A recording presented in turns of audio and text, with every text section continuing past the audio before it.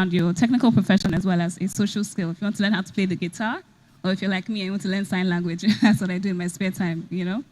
But I'll say these three things really has what has kept us at least holding most of our people. Not a lot of them, but a lot of them are with us still. So talk a little bit more about that. So when you say most of them, you know, I want to know how effective has this been, you know, despite, you know, the new move to, okay. Sure. So how effective do you think all of this has been? I would say 80%. Again, you cannot do that fight with them, with our international brethren. You can't. You can't get into the fight with them. But I think 80% has been very effective. But then again, you have to meet people at their needs. Some people, it's not really money. So you have to tweak your policies. It's a living, breathing document. So what does this person need? You would try to, you know, apply that to the person in situations. That's it. Thank you. Thank you, Renee. Yes, please, Alex. All right, thank you. Just to add to what Renee said, the fact that you cannot look at talent retention the way we have always looked at talent retention. So talent retention within HR, you can have somebody in the business be with you 4 years, 5 years. They are learning, they want to build their career. When you are looking at your tech talent, it's something you have to look at the numbers differently. I attended a conference some time ago, and I was listening to Tolulokwe Agiri, the Group CHRO for InterSwitch, and she said their target is if they can keep their talent for 2 years, they have done a good job. I think these days, and that was like 3 years ago, these days, if you can get them 18 months, 12 months, you've done a good job. They are ready to move on to the next thing. So we need to, when we're talking about retention for tech, it's a bit different than it is for everyone else. Yes, please. Yes, please. Okay. Before I say anything, I want to say thank you I feel very honored and very privileged to be here. So thank you for inviting me, and thank you to everyone who was able to make it. Alex mentioned some very few interesting things that got me very excited. If we look at technology, for example, technology is disrupting businesses. We all know that. And so it's imperative that these talents are also going to disrupt the way we think as HR people. And I think that is what is actually happening now. Similar to what Alex just made mention of, retention. Maybe that word needs to be redefined. Because gone are those days where you hire someone and the person stays with you for 10, 15, 17 years, loyalty. Those things don't happen anymore. As far back as 2014, we already knew that for a tech talent, within 2 years, in fact, 18 months, that if you can hold a tech talent for 18 months, you've done pretty well for yourself. So I think herein is a challenge for us as HR people to say, look, we need to begin to redefine a lot of things. There are two key things I've come to realize that as HR, we also need. One, she mentioned, which is flexibility. And two, is creativity. So yes, the rules exist. Government says that we can't hire people without their NYSC. But guess what? The rule says if you have finished university. So the guy hasn't finished university, so I can actually hire him without NYSC. So the idea is how creative can we be? And how flexible can we be? Because this group of people are coming to disrupt the way we used to think. There's something called frontiers of control. Gone are the days where frontiers of control belongs to the employer, where the employer can tell you when to work, where to work, even what to wear to work. These days, they're the ones calling the shots and saying, look, this is how I want things to be. And the interesting thing for me is, already mentioned that we can't compete with them. But you know that I am of a different school of thought, to be honest. Yes, these challenges exist. But is there a world where if you are able to identify the things, the things that engage the developers and begin to build them around the organization? I remember when I was leaving an organization I worked with from 2005 to 2012 or so. And the CHRO at the time asked me a question. He said, would you rather be a small fish in a big pond or a big fish in a small pond? There is no right or wrong answer. But I also know people that have left Google to come and work in Conga or Andela. I know people who have left, I know somebody who has left Facebook to come and work with a startup, an African startup. So the interesting thing here is this. You begin to ask yourself, so what is the catch? So someone like Sophie, I know you have a big brand. I'm watching you. But you see, there are some people there's some developers that, look, they want that autonomy that a big organization can give them. They want that recognition that, look, in the midst of 1,000 engineers, you won't be noticed. So they rather have smaller teams where, look, they can shine because it's a small team. In my little experience with engineers, there are 4 key things that I have learned that they appreciate, and there may be more. My colleagues here will help me. One thing is the culture. What kind of culture do you have? It speaks to flexibility and creativity.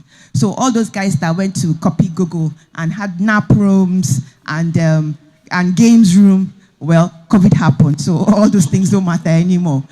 Culture is very intrinsic. How do people interact with each other? Alex mentioned something, coaching, openness, first name basis, being able to express yourself, inclusion within the workplace. The second thing I've also come to realize is mission and the mission of the organization, and let's say vision. What is that organization all about? I've come to realize that to be able to catch a developer, just sell the company to them. We want to go to Mars. We want to go to Mars. They would jump at that mission like, yeah, that sounds exciting. That sounds different. So it doesn't matter if you are in America. It doesn't matter if you're in Canada. It doesn't matter if you're in Nigeria. If you want to go to Mars, they will follow you. But the only thing is that you have to pay them in dollars, because that is also important. You know, the last 2 things I would say is, 1, learning and development. And not the traditional learning and development like we know it. Exposure. And that's why they go to big organizations, because these organizations can expose them to new ways of doing things. So as a smaller startup or as a small organization, if you're able to expose them, then you can have them for a longer time. Then the last thing is coaching and mentoring. You see, anytime I talk in my former organization, they always ask, okay, what generation are you from? I'm like, let's leave story. Mine is just to observe all generations. You see, they think that when I started work, common sense will tell you that, look, this is how it is done. For them, with the way they have grown, they actually don't know, and they genuinely don't know. So they would appreciate someone that would actually coach and mentor them. And one of the things I've also come to realize is that with line managers these days, you can't just be a line manager that will just give KPIs and just give objectives and move on. You need to be able to coach and mentor your team. And that is why one critical element of performance management now is feedback. I want to know how well I'm doing. Even your developer who is doing well, who is a rock star, he still wants that feedback. What am I doing well? What am I not doing well? How do I get to this point in my life? Those 4 things are the things I've come to realize that they appreciate. There may be more. And so, irrespective of where in the globe your organization is, if you are able to provide these things with the mindset of being flexible and being creative, I think we can meet those 2-year mark. Thank you very much. Very insightful. Thank you, Ike, for that. My next question will be to Ike. So Ike, Decagon in the last 3 years has trained over 600 engineers and has a vision to train over 10,000 engineers in all. As a HR consultant in tech, what do you think this might mean for the local ecosystem? First of all, I would like to say that that's a very brilliant step that Decagon has taken, very brilliant one, and the impact can only be positive. However, there are a few things that I would like to point out. The first thing is you made mention of the local ecosystem. There's no local ecosystem anymore. So when you train people, you're training them for the world, because the talent market is now extremely global. Not just people relocating to Canada. There may be someone in Nigeria who is working for one organization in Germany and another one in some European country. So what you're actually doing is developing talent for the globe, not just for the local ecosystem. The other thing I would like to point out as well is I think it's brilliant because apart from the fact that you're also building the supply chain of developers within the talent market, you're also giving young Nigerians who I'm passionate about the opportunity to also build their skill set in skills that are relevant to the future. So I think that's great. However, you need to also look at your demand side. So now you're supplying a market. What is the demand like? What do people want? Or what do companies, what do businesses need? And how fast do they need them? I think it was Sophie, she made mention of senior developers. So if you need a developer, I'm sure you would find developers, junior, mid developers, even semi-senior developers. But there are some senior developers, which most organizations are actually looking for these days, and they are very, very scarce. I was having a conversation with someone recently, and the man said, look, why are developers even so scarce these days? Why? What is going on? And I said, because most of the people that studied computer science in those days, all of them ended up in call center or in oil and gas, and that's where they all ended up, and they all left their computer science. And then suddenly, computer science, well, coding is now the new career. I don't know if you've noticed, but it's as if careers have like their phases. There was a time it was accountants. If you look at people in their 50s generation, what generation is that again? Baby boomers, thank you. Accountants, ACCA, ICANN, lawyers, that at some point, HR. But now it's like, look, everybody wants to go into coding. But, which is what I would like to point out to Decagon as well. For the developers that you churn out, it's important that you also help them realize 10 years from now, where do you see yourself? Where do you want to position yourself? Because yes, now it can be very exciting to move from Canada to Germany to Sweden to UK, all around the world. You're young, it's fun, it's exciting, it's adventure. But 10 years from now, how do you want to see yourself? Beyond the technical capabilities that Decagon is helping to build, how about the soft side as well? I believe you have something around that. But I think that will also be great to focus on. To say, look, there's one developer, I don't know if he's watching now, he's for me, he's like a, when I can tell any developer, look, this guy is like my North Star. Do you know where the guy is situated at the moment? The guy is situated in Oshobo. Oshobo. That's where this guy is. As far back as 2014, this guy has been a badass developer moving into solution architecture. So the guy is very, very good. If he needs a job today abroad, he's going to get one. But you know what he says? He says, look, I'm not ready yet. He says, look, this is where I want to be, and this is what I want to do for now. Maybe in the future, I might change my mind, but for now, this is where I want to be. And I think, I'm not sure I can even do that, to be honest. I think that shows a whole lot of focus. And I think it's important, which is a message that I would have to developers, and I'm hoping Decagon is also passing across. Focus is very key at this point in time.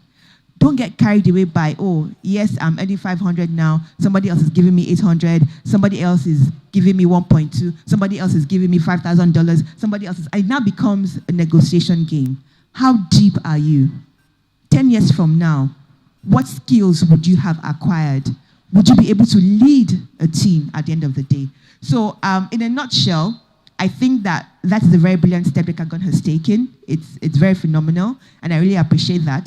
You may also want to consider increasing the numbers, considering that 10,000 is for the world. So 10,000 in comparison to what the world needs may be small, but hey, baby steps. So it's a very positive step towards the right direction. Thank you very much. Thank you, Ike. Thank you. I completely agree with you when you talked about leadership. It's something that we're very strong on at Decagon as well. So for the software engineers, we don't only train them in the hard skills. We are also very particular about the soft skills, the leadership skills. So that's very important to us. Nice that you spotted that as well. Okay, this has been such an amazing session. Before we go off, I will ask one more question to all the panelists. So we've talked about, I can't remember who mentioned, senior engineers, junior engineers. It's real, right? Companies want senior engineers, and senior engineers were once junior engineers, right? So we have junior engineers now going out into the ecosystem. Companies want senior engineers. What role do we think that, as our local ecosystem has to play in taking these junior engineers, mentoring them, coaching them, guiding them, grooming them into the senior engineers that we want them to be tomorrow? So I will start with you, Omonua. So very interesting conversation so far. We have started the journey, right? But what can we do? Because this is a reality that is here. Decagon is on that path. How about we kind of like replicate almost that same thing within our companies, right? So you would always have this movement. How do you ensure that you continue to groom people, to take over as they move on? So what knowledge management structures are you going to put in place in such a way that a developer comes in and he has the resources, the support, and also the right leadership to quickly settle into that role, and then start to grow, right? And it all boils down to what I'd mentioned, saying the intrinsic needs, reevaluating our value proposition, right? And then putting the structures in place to also help them quickly settle into their roles as they come in. Thank you. Sophie? Okay, so I would say, typical analogy, if we have a big bowl of water here, and everybody keeps taking from that bowl of water and not replenishing it, at some point it will dry up. So just like what Decagon is doing, every organization that is very heavy on hiring technology talents also needs to focus on grooming talents within that ecosystem. You cannot keep taking and not thinking about, what is my own quota? How am I upskilling the next generation of talents within this ecosystem? And also to organizations or hiring managers who always demand for senior software engineers. I want the seniors. If truly you don't really need that senior at that point in time, please go ahead and hire an intermediate who has shown good potential and would grow into that senior level. We all cannot keep saying we need all the seniors. Let's face facts. There are not that many. So when you see a solid mid-level engineer who has shown good potentials, who has the right learning velocity, who understands the mission of your organization, please hire that person, groom that person to be the senior you want to see. Thanks. Thank you, Sophie. Alex?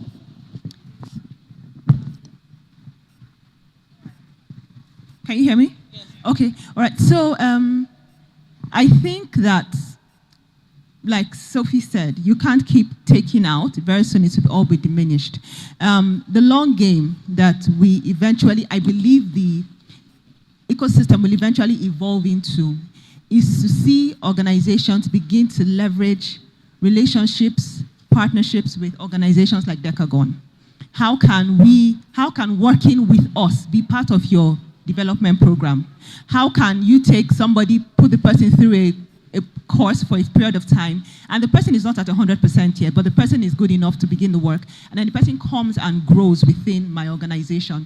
That would even help when you're talking about loyalty and retention, because if you then put, like we've said, you put the culture in place, you put the opportunities to learn, you put the mentorship and the coaching in place, you are more likely to hold on to that person who has grown within your organization than it will be for you to bring somebody from outside who has been hopping from one organization to the other and try to get them to pin them down here. So eventually what I believe will happen is that organizations will then begin to find a way to work with your kind of organizations to say, okay, so how can we partner together? What can we do to ensure that I am part of the training program, and then eventually I can also keep these people within my place? Yes, thank you. Thank you very much, Alex. Renee? Okay, just to piggyback what Alex said, I think organizations are starting to actually do that. Some companies and founders are starting to take a chance with these younger talents now and the junior staff. So for example, in 2019, I think one of the big key players, they let off 400 of their developers. That was an opportunity for us. So we did a fair and we hired a number of these developers alongside 40 other companies, right? So more things like that, I think. Another thing, we work pretty closely with universities and companies like Decagon to identify these engineers early on. So for example, we have a yearly challenge or competition where they would use our APIs to build products. So those kind of things are how you're giving back and providing opportunities for them to have access to building their skills. Thank you, Renee. Thank you very much. Ike? Yes, I pretty much agree with what everybody has said. The only perspective I'll put to it is the business perspective of things.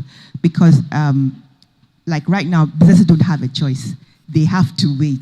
You can't find senior engineers anywhere. So you have to take that plunge and say, yes, I'll be patient and wait for this individual to learn the ropes. Although, unfortunately, as he's learning the ropes, he's packing his bags.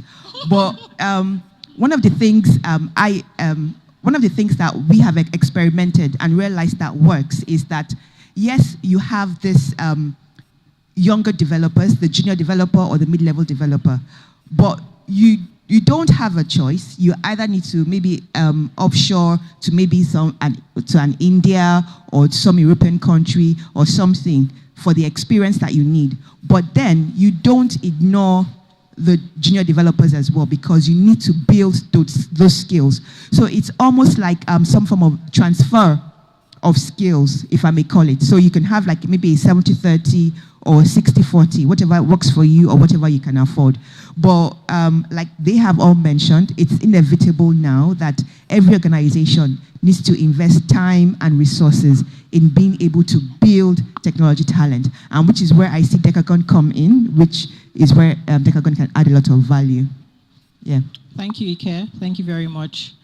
Just to talk about a point you raised, which is, after grooming these engineers, they're out of the door. It's a real challenge, right? And one of the things that we did in Decagon to manage that is the fellowship program. And what that does is that the engineer commits to stay with the company for at least 2 years.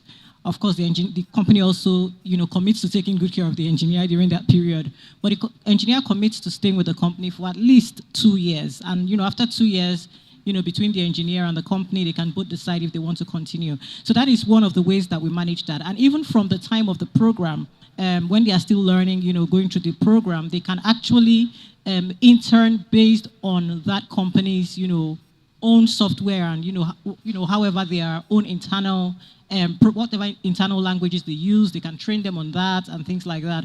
So at the time they finish their training, they are ready, to be onboarded into these companies. They stay there for 2 years, and after 2 years, if they choose to go, they can go. So that's one way we have managed that at Decagon. So that was. I think that's fantastic. Yeah. Well done to Decagon. Hey. It's testimony time. Is Carbon in the building? Is Simfix here? It's working there. It can work for you. Go ahead, Tammy. All right. Thank you all so much for your time today. Justina, do we want to take 1 or 2 questions from the audience? Or? Yes, let's do that, please. Wow, what an amazing session. Aren't we lucky? The aggregate experience we have in front of us here is almost 100 years. Thank you for your time. Thank you, Renee. Thank you, Manoa. Thank you, Ike. And thank you, Alex. Yes. Do we have any questions for them before they leave? It was pretty much, it was very rich and very easy to understand. And it really touched on the pain points. And I think we're all leaving here better equipped to manage our technical teams from a HR standpoint. Do we have any questions? Okay. Mr. Patrick, hi. Okay, your question, please. All right. Yeah, thank you very much. Okay, my question is, I've thought about this too, that there is this, the market is overheated right now for developers, especially the senior engineers, like you've rightly mentioned. And I've thought about the best way companies can get around this locally is to start developing talent. But is it possible, especially maybe at Decagon, sharing like a template on how companies can actually go about this? Because, yeah, I think about this all the time, but I don't have like an execution plan on how, to execute. So the question is, is it possible to like share a template a company can follow in training these junior developers to become intermediate and senior? Okay, to onboard them into your team and get them building for you? Okay. Okay. Fantastic. Why do you want to do? We're already doing it for you. But I'll let Timmy answer the question. I wasn't clear on the question. Well, I think what he's asking is, can companies get like a guide to onboarding and retaining junior developers who would grow within their teams and become senior contributors, right? Yes. So are you asking if we can share with you, or? Okay, I hear you. Okay, yes, that's good feedback. I think we should be able to do that. That's fine. That's an interesting thought. Just equipping teams beyond providing the talent. Equipping them to be able to retain the talent. But I'll tell you what, our performance management evaluation currently already handles that. For every company here that has hired from us on our fellowship program, the 2-year program, Joshua, is Joshua here? Oh, hi, yeah, Joshua is here. He's our product manager for the fellowship product, and part of what he does is bi-monthly performance management evaluation for every company that has our developers to ensure that they are technically contributing as they should, that their welfare is being taken care of, that we're listening to them from developer perspective and also listening to the company as well from the partner perspective, because 2 years is a long time to be in any relationship, just to make sure that all parties are happy. Yes, thank you. Any other questions? Mr. Ken.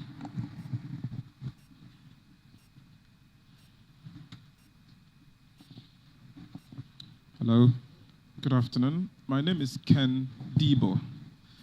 I currently run a technology business, but before then I worked for a couple of large enterprises. And my question is to you HR people at the panel, and I'm happy you're here. Do you have any plans, as a HR body, I know you have your association, of helping address our labor laws in Nigeria?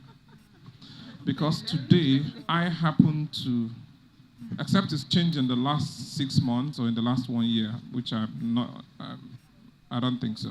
Do you have any plans to help change some things in our labor law as a country?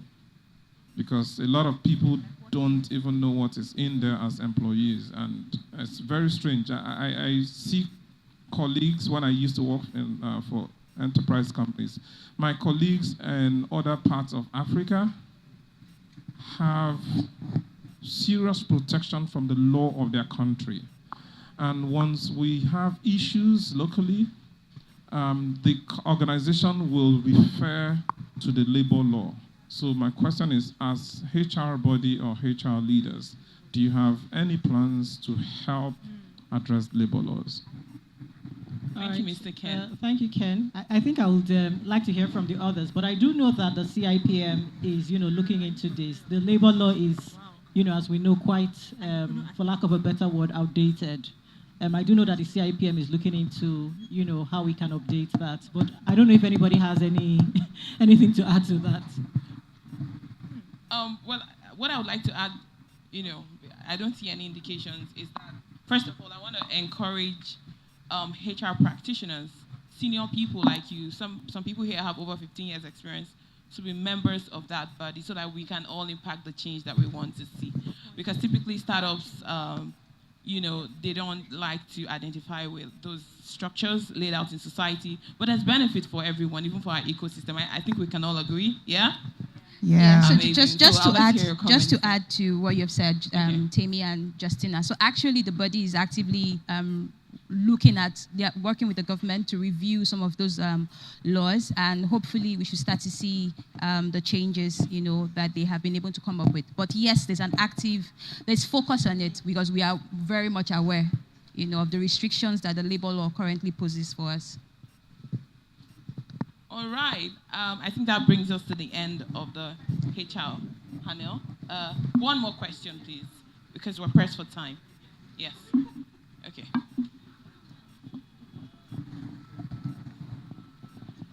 Good afternoon, everyone. Shegun Bolodioku from Cellulant. So Decagon, this is actually to Decagon. So Decagon is already doing an awesome job with training developers, right? But we have this case. If I'm talking with somebody who wants to enter into the technology industry, the first thing they will say is, oh, I don't write code and I need to learn coding and all of that. But that's not the only opportunity. There's other areas like product management. Another one, design. So and I'm just wondering, because the way, if we look at it, Nigeria as it is, payment products, for example, we have gotten to the point where functionally, most of them are almost the same. What allows users to say, okay, no, I'm sticking with A or B, it's actually the experience they get from it. And so we're getting to the point where we are going to have people that need to sit down and think and design products that can connect with people, not just functionalities again. So I'm wondering, are you planning to expand your scope to start looking at, okay, so design talent, yet, UX research and other things like that, not just engineering? And if not, why? I'm going to direct that question to our program director, Stephanie. I know the answer, but we'd like to hear from the horse's mouth. There you go, Steph. Sorry, before Stephanie responds. Yes, to Justina. summarize that, I think what he was asking is, apart from software engineers, are we considering other, like UI, UX designers and, other technical but not particularly software engineering tracks? If I understood correctly, I think that's what he meant. Okay, so yes, we do. We actually already have that. We have an engineering services track.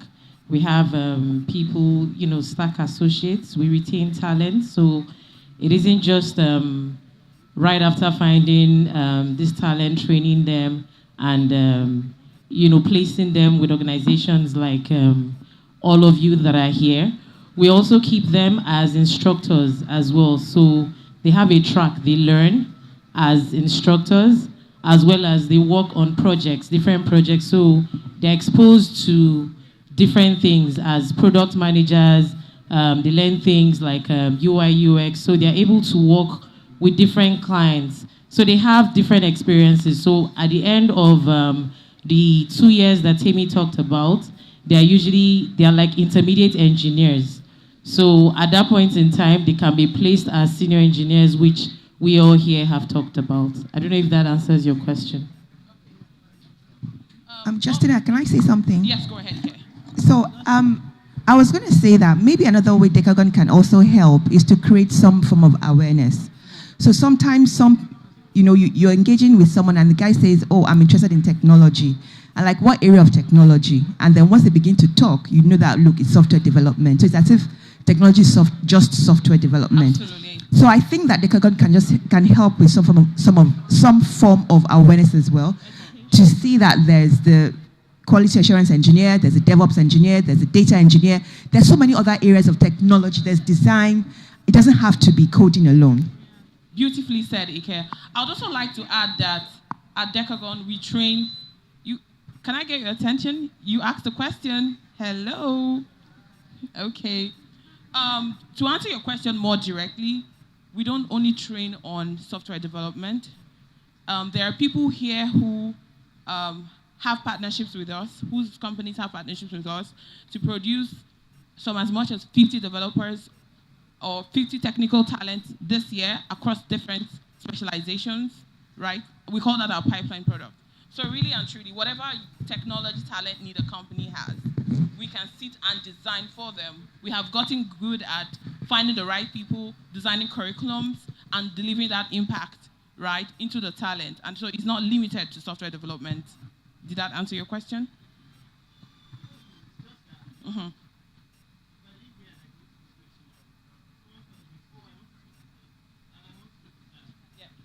Right? I'm very confident to say, go to Decagon for software engineering. But if I say for design, I'm not sure. Even if you go to your website, it doesn't say anything like that. So I think maybe a more direct answer would say, okay, now, apart from software engineering, there's this one, let's say UX research, UX writing, or something like that we now do, and people can actually start from there. Okay, I see this, you want us to decentralize it like we're doing with the technical talent. That plan is in works, but now it's on a need basis with individual companies. Based on their talent requirements, we're able to develop it for them. But this year, we're launching officially for the open market, right, other tracks beside coding. So thank you very much. So that brings us to the end of the HR session. Again, I want to thank everyone on this panel. Thank you so much, Alex, Head Human Resources at PSB. Ike has over 18 years experience in human resource in general and consulting. Omono has over a decade of human resource practice as well. Your aggregate experience is amazing. It's almost a millennium. So thank you all so much. Sophie here, you're the global talent, with the global talent acquisition team at Microsoft. We thank you so much for coming. Renee, thank you so much for coming as well. Thank you for all the impact and the stuff that you're doing at Flutterwave. It's so good to have you all here. Have a good evening, ladies, and thank you for having us. Very much. Pictures, please. Where's the photographer? Could you take a photo of the panelists, please? Okay. Perhaps you should go behind the chair so that there's better visibility. Yeah? Can you? Thank you.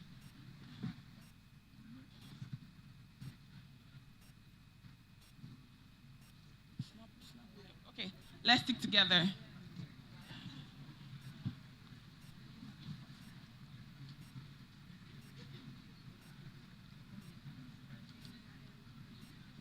Let me quickly join. Okay.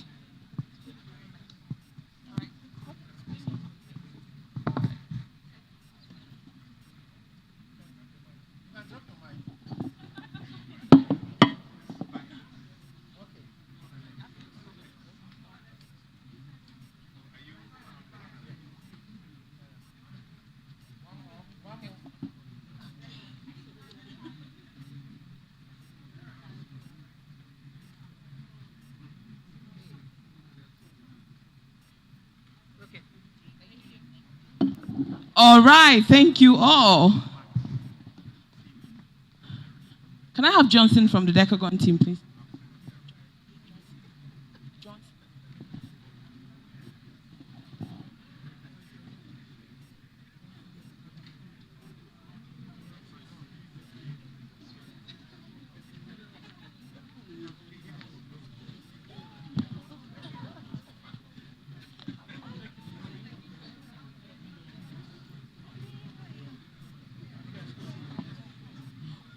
We'll be beginning the engineering leadership panel session in 5 minutes. Someone is almost here. We'll give it a 5.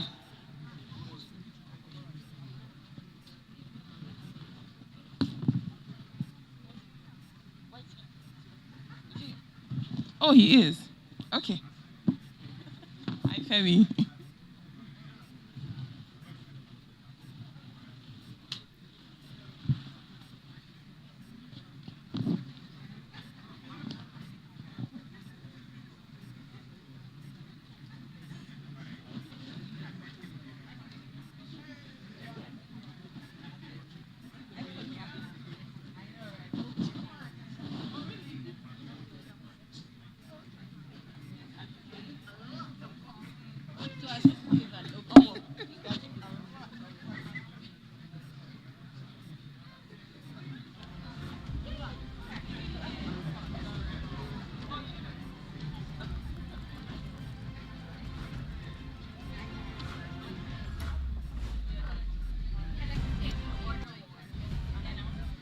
Decagon.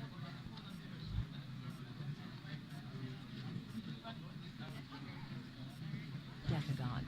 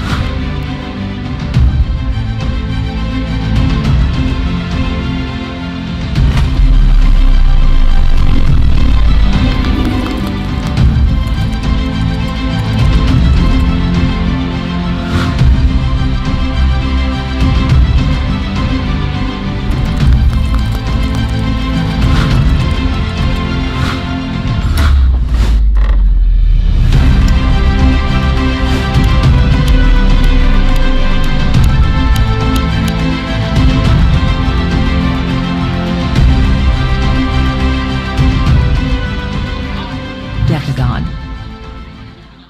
Gone.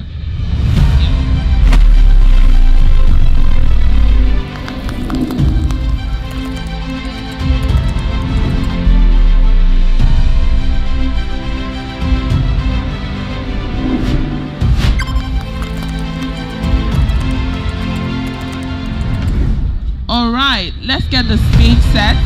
Can we have the chairs go back to where they were? The sun is down.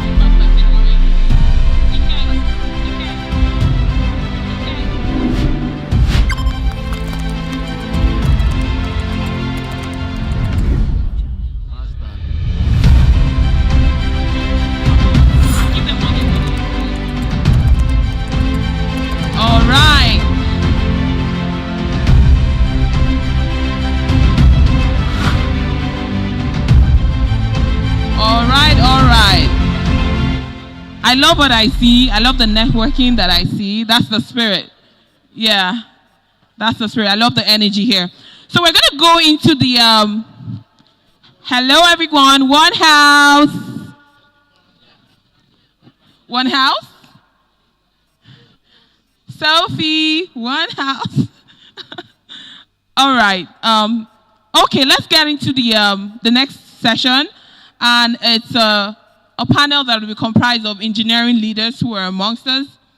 We're lucky to have some really seasoned, leaders in this space representing their different organizations and giving expression to the experience that they've gathered over the years for all of us to learn from. It's my privilege, and this session will be anchored by Bond Makinde from the Decagon team, one of our senior engineering mentors. Bond, thank you for being here. Please take the stage. Can we appreciate Bond? He's coming up the stage now to begin the engineering leadership session. We know tech guys don't like to talk, but please, I'm begging you guys, just talk. You will talk. Oh, there's a whole hour. We'll hear from you today. Okay, also on this panel, I have Femi Aluko. Femi is the principal engineer at Paystack, also working on a beautiful project called Childec. Is Femi here? I think he stepped out. Oh, there he is. Hi, Femi. Good to have you here. Amazing. Fantastic. Okay, next I'll be calling on Dotun Adekunle. Dotun is the CTO at OPay, has over 14 years experience, and he's one of the very senior ones. Thank you so much, Dotun, for being here. Dotun has done some amazing projects at CBN, at FIRS, and all of those government agencies, just enabling payment and digital platforms. We're so blessed to have you here, Dotun. Thank you for being on the panel. Next, I have Tosin Adesikbe from Cover 360. Oh, Tosin, I didn't know you were here. I was wondering. I was holding my breath. Tosin, it's so good to have you here. Tosin is an engineering leader at Cover 360, and he has over 15 years experience as well in this space. He's worked with companies like 54 Artistry, led engineering at companies like Terragon and a host of others. So we're really blessed to have him here. Again, I'll be calling on Ikenna Okukogo. Fantastic. Ikenna is the head of engineering at Carbon. Thank you, Ikenna, for being here. I think the first time I met Ikenna, he was at NIBS, right? Okay. Good stuff, good stuff. And without further ado, I think we have one more person that needs to join the panel, and that will be Abiola Aluko from Max. Is Abiola here? Oh, there he is. Abiola, good to have you. Good to have you. So this session will be led by Bond, and I think I know that the subject that we'll be going over is on communication and synchronization within technology teams, and we cannot wait to have you guys share your thoughts and your experiences. So Bond, take it away. Thank you. Hear me? All right, great. Can we all check for our mics? Okay. No. Hi, Bond. Right. Thank you, everyone. Thank you, everyone, for coming. So my first question is to Femi. You're an engineering leader at two very reputable organizations. So considering the impact of COVID-19 on remote work adoption, right, what is the impact of remote work on your engineering organization? And if you can go further into that to tell us what processes you have implemented regarding performance management and transition to remote work. Hi. Hi. Good evening. So I'll start with like the impact of COVID. Right. I think it worked. Okay. Hello? Yeah. So I'll start with the impact of COVID on our organization. I think like COVID came when there was like at a very like interesting period for us at Paystack. because at Paystack then, there was like very high momentum at the time. Everyone was trying to like ship stuff. Like we were also like building like reliability heavily in our engineering team. So I think COVID came. Like everyone got really, really surprised with the entire like you have to stay at home and do all of those things. And I think like for the first few weeks or even first month, like it was difficult to like mentally like checking into like the full remote environment. And it also helped because Paystack was also hybrid. Hybrid in the sense that like we practice both remote and then on-site, and then we have engineering teams in like various countries, South Africa and Dubai. So like we were used to working like remotely already. So I think the mental shift for us was just like video calling, like the entire Zoom etiquette. Like we had like a lot of rules, like when it comes to like joining video calls, from like you're on the call, like your video must be on, like just to keep the connection with every other part of the team. And I think after the first few weeks or even months, I mean, it affected some people. Like it did affect some people, like in terms of performance. Like, and I think Paystack is a very kind company. Actually, one of our values is practicing kindness.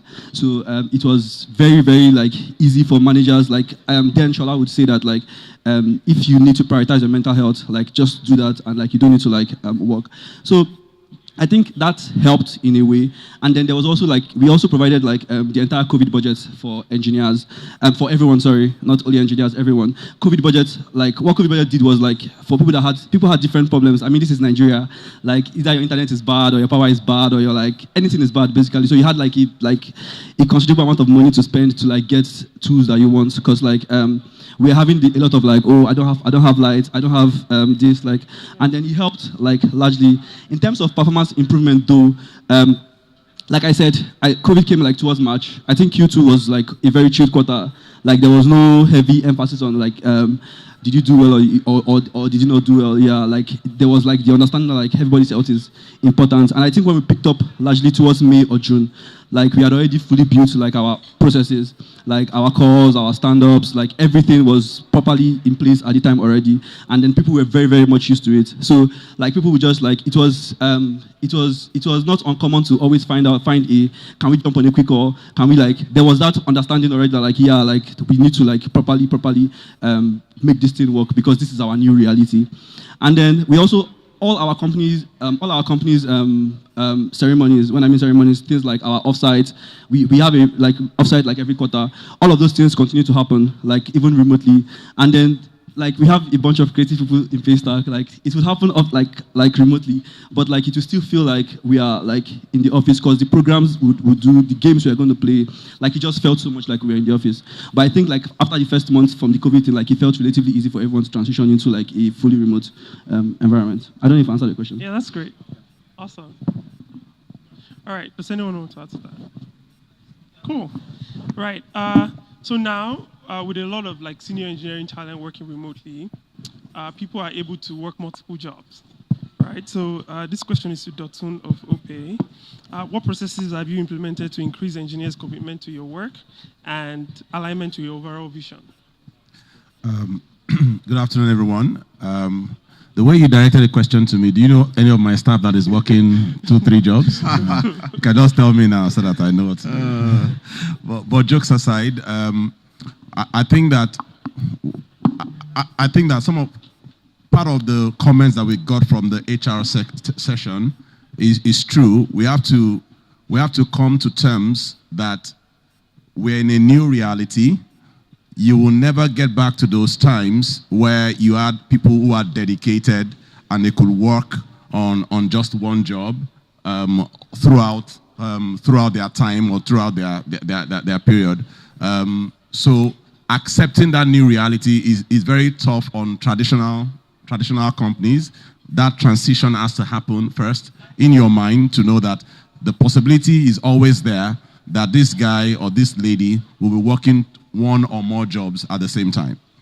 However, we at OPE had to develop some strategies to make sure that we had our daily stand-ups, especially as we move to remote, have daily check-ins at periodic intervals in the course of the day, Add your objectives very clear in terms of whether it's on Jira or whatever what the story points are you have to work on. It's very clear that this is what you're supposed to deliver within this period, so that the employees are very motivated. I heard somebody say something about selling that purpose, selling that vision.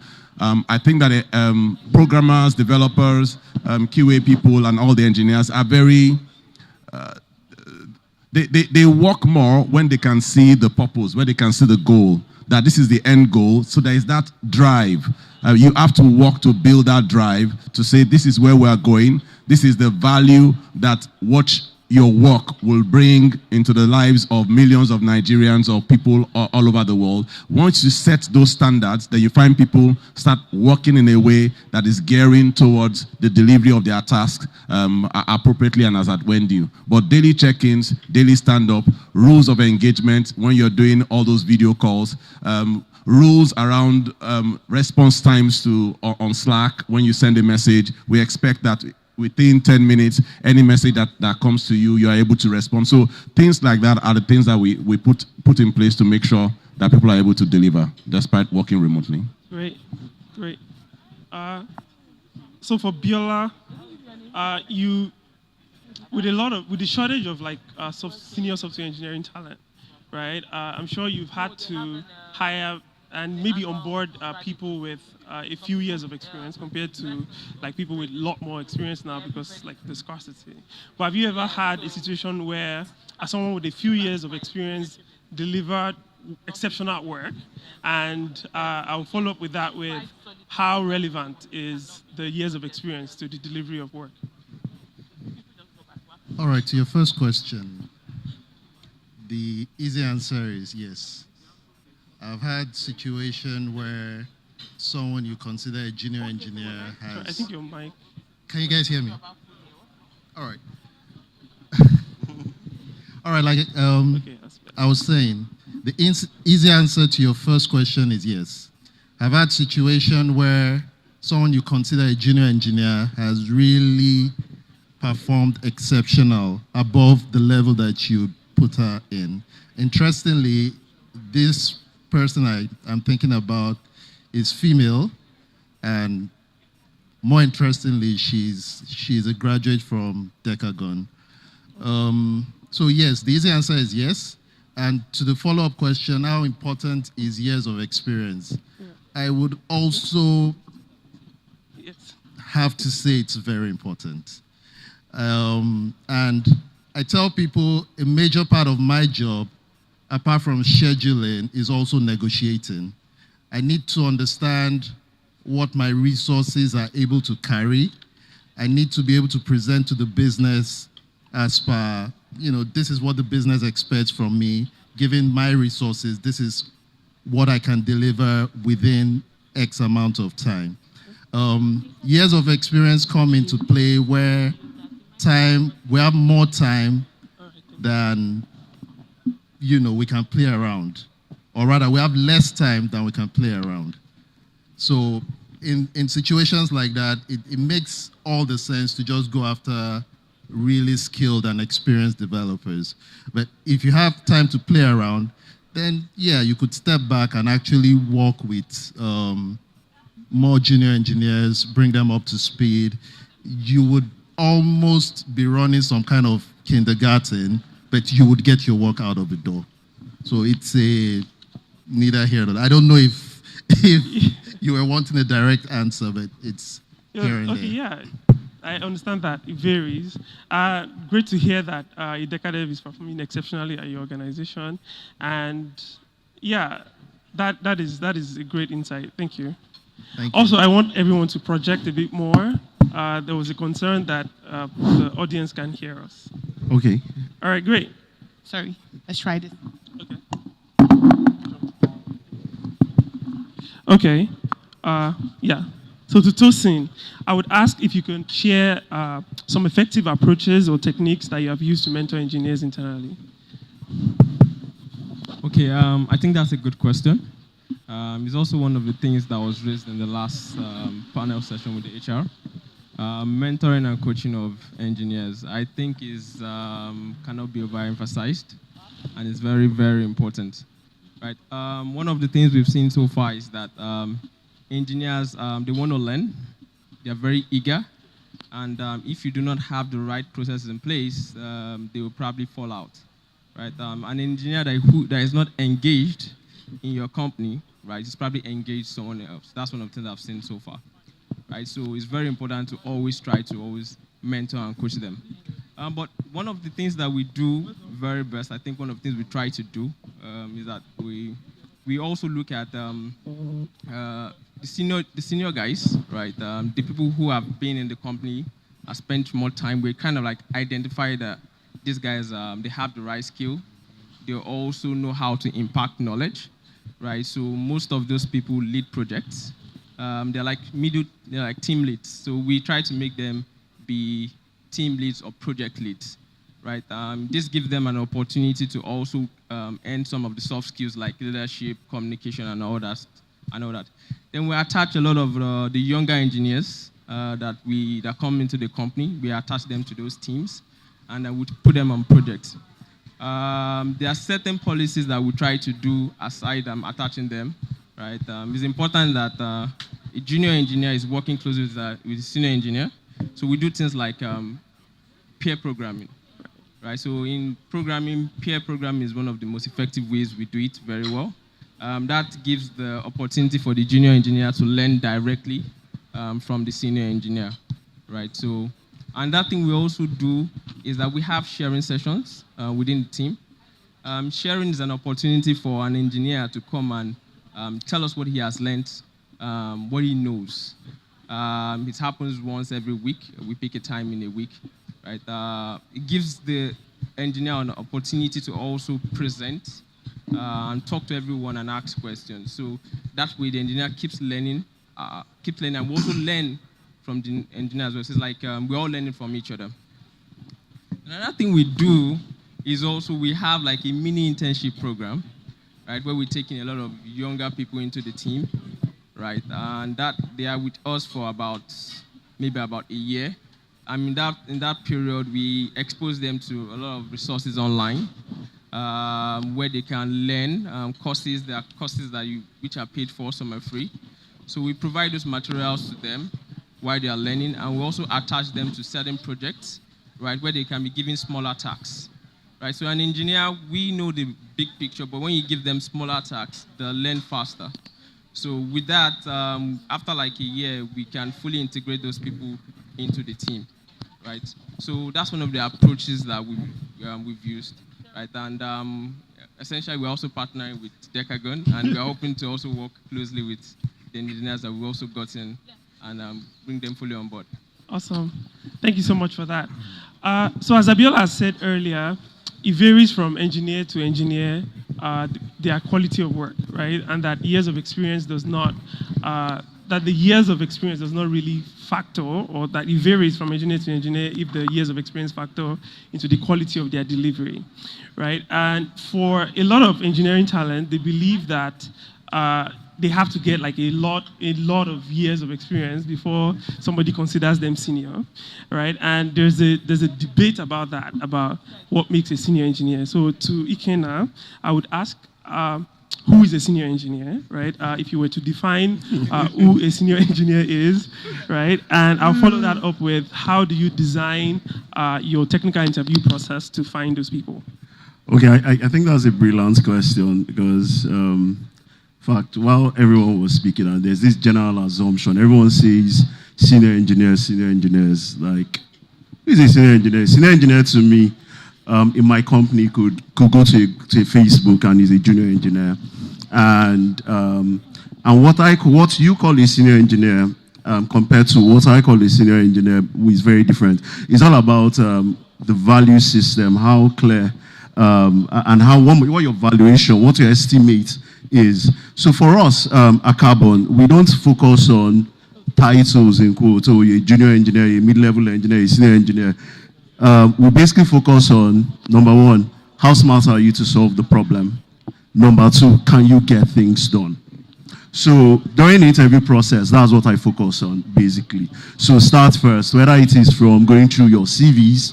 So I'm looking through your CV, filtering through See, with experience, you see passion coming out of people's CVs. So you are reviewing a CV, you are seeing someone that has done open source. He's pushed different things to open source. You've seen him work on personal projects. You've seen him. You can see that person that through and through. This is a tech person that's excited about technology. It typically pops out. And then there's also the one of tailored CV for the role. So most times, if I see a blanket CV, I can tell. I can tell when you just dumped a LinkedIn page. I can tell when you went to a resume and just copied and edited, or when you went to copy my JD and just did word search and changed everything on Grammarly and sent back to me. You can tell with time, you understand. And then you can tell someone who is really excited about it. So first of all, weed out from CV. Then the interview process itself starts. So multi-level. First, you want to check technically how good this person is. So that would either happen through coding tests, either live or at-home coding tests. Generally, for more senior roles, I like to do it live. I'll be truthful to you. During the interview process, we sit down, throw up a simple problem there, share your screen with me. I don't even, funny enough, I'm one of those people that I don't want to see you during the interview because I feel there's this halo effect. I'll see you, you look like me, hey, tech bro, hey, and I feel like, yes, that, man, this guy, already good guy, top guy. There's that bias that comes with it. So I don't want to see you. It's better I don't see you. Let me see your work. Share your screen with me. Here's the problem. Let's solve it. Why did you solve it this way? What are the issues? What are the bugs you encountered? What if I try it this way? It's not a good idea if I try this. What if I put this? What if this comes in? And we have a conversation around it. We have a good laugh about it. We banter about it. I say my rubbish and I tell you straight up there, like I was even on the job, I tell you, if I say rubbish, tell me it's rubbish. Call me out and tell you, can I say you're saying is rubbish? So if I say my rubbish, I'll tell you, please tell me, bros, this thing you're saying is rubbish. And then we go through that entire thing and that feedback, even the conversation between both of us there and then, lets me, number one, know obviously skill level, how smart you are, the kind of problems you've solved, and also lets me know you're someone that actually gets things done. So if you can't do it while you're on that call, you will not be able to do it anywhere else. That's the truth about it. And even when you do take-home tests, when you look at take-home coding tests, when you give it to them, when it comes, you also see that. You see the thought process. You see how the person approached the problem. It might even be a simple thing, as simple as sorting algorithm. You will see the patterns there. You see someone that thinks through the process, that's looking for a solution, that comes there. And then when we get to that interview, then I can ask you questions like, why did you do this way? Why do you think this is a good idea? Where is this? What is it? What did you miss? Now that I've told you how to do it, what do you think you missed? How can you do it? Okay, redo it, let me see. And then you redo it and instantly, I get it. Like, even aside from the skill, evidence of skill, there is also the feedback process. There's also, I get that thing of how does this person handle pressure? How does this person deal with feedback from me? All those are things that you garner from there. Then typically for us, obviously, go to HR negotiations. I try to stay out of that as much as I can. Except I absolutely want that person. Then I'll cry to HR that, see, if you're going to remove money from my salary, remove it and give it to that boy because, man, the better it comes and I'm not able to sleep at night. So giving part of my salary, let's say shall come, let there be peace. So there are people obviously that you would have to get involved in, but I try to stay out of that process. The last stage for us is culture fit. And it's at that point where we have general conversations outside of the core technical things. I try to understand things like what's your perception of things like what people call like work-life balance. I like to think of it more like work-life harmony, because man, we know our lives now. We really don't have lives at this point. We've sold it already to tech. So you need to figure out how you have that blend, interwoven work life. I just want to get your take on it. And typically, questions that will pop up there and questions that don't have right or wrong answers, just to know your thought process. And I would always tell interviewees that, see, it's a conversation, and the fit is not you fitting just into carbon. It's also carbon fitting into your lifestyle. Is it where you want to be? Because I don't want you to come and 2 months later you say you're unhappy. I need to be sure it's what you can do, is what you want to do. Because we have this GWC framework, get it, want it. I can't remember the C part of it now. But you need to want it. You understand? You need to be someone that wants to be in carbon. You need to be want to be part of the carbon family. And that's where we test that. That's where that conversation happens. And both parties, starting from carbon, knowing whether you would fit, and you also knowing where carbon will fit. So that's our typical process for engaging engineers. Yeah. Great. Yeah, if I can say something, or I think I absolutely agree with Ikena. I think that one of the things that we did was to not to establish that hierarchy. I mean, in my previous life, we had processes where we had competency framework, and we had level 0 to level 9 of how this is how you grow through the engineering steps. Before one of my engineers at the time would always say, "Just show me the path to CTO." Just show me the path to CTO. But that's not. At OP, we kind of tweak that to say we have a very flat structure where you just have engineers. You, as the engineering manager or the engineering leader, know the kind of jobs and tasks that you can give to certain individuals based on their competency. And that you are able to groom and grow people as they grow through their jobs over time.